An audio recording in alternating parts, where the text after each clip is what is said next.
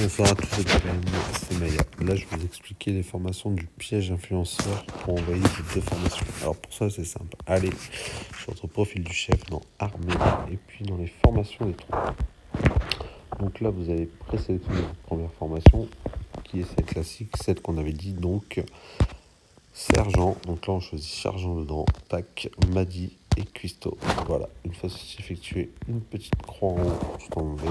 Voilà, hop, vous baissez vos écrabouillères, donc votre infanterie et vos quads à zéro. Vous mettez tous vos archers à fond et vous faites une petite sauvegarde.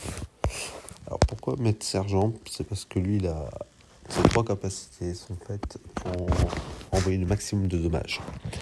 Donc ça va être ses pouvoirs qui vont primer sur les autres. Madi a un passif de 15% sur les infectés, ce qui n'est pas du tout négligeable, ce qui vous aidera pendant les raids à faire un maximum de dommages, comme vous voyez certains des fois qui envoient du 30 voire du 40k parfois. Donc voici pour la première formation. Donc là vous la sauvegardez, hop, je l'ai bien fait, oui, formation 1, voilà. Ensuite on va passer à une seconde formation qui tourne autour de Eva. Donc c'est à peu près la même chose. Bon, je ne vais pas vous refaire voir comment j'ai fait la première, vous avez juste à regarder.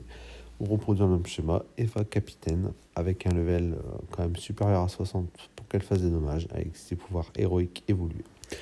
Donc là, vous mettez bien sûr dans le reste, comme ça présélectionne les unités au pif.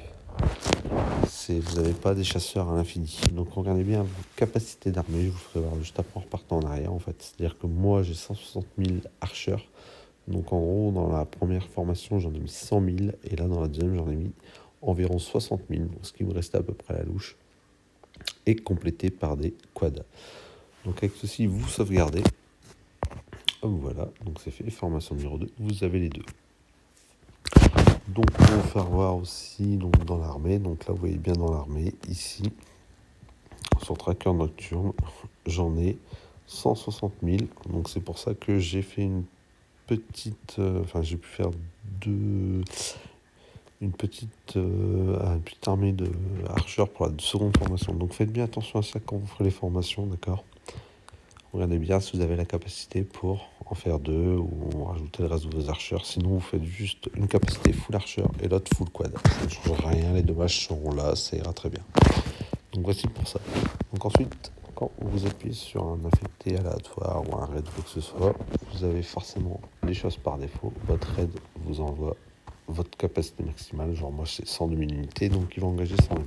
Mais si vous appuyez en haut sur le petit drapeau 1, vous allez retrouver la formation 1 enregistrée ou sur le petit drapeau 2, donc la seconde formation. Et là, vous pouvez envoyer. C'est ce qu'il faut faire pendant le piège influenceur. En sachant que pendant le piège influenceur, quand vous engagez une troupe, vous ne pouvez pas en engager une deuxième. Sauf si vos premières troupes sont en train de revenir. C'est-à-dire que quand vous effectuez la manœuvre, à la fin de la manœuvre, les troupes reviennent à votre base.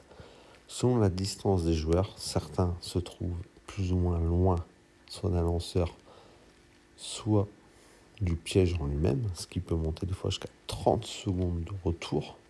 Donc dites-vous que pour optimiser la chose, quand je vous demande de remplir les raids, c'est-à-dire que votre première formation est en train de revenir, le prochain lanceur qui doit partir genre dans les 20-30 secondes, envoyez quand même la seconde formation dans ce raid. Vous mettrez toujours un peu plus de dommages, ce qui fait que le piège pourra durer beaucoup plus longtemps et pourra monter beaucoup plus haut dans les levels grâce à ça. Donc je vous conseille au prochain piège de vous expérimenter dessus et ce sera nickel, je pense. Pas grave si on fait des ratés, le but c'est d'apprendre et d'évoluer. Voilà, pour toute question ou information, n'hésitez pas à me le dire sur Discord, j'essaierai d'y répondre au mieux. S'il y a de nouveaux débruitages, excusez-moi, je peux rien y faire, c'est mon iPhone. Voilà, je vous souhaite une bonne soirée les TVN, à bientôt, bisous bisous. Voilà.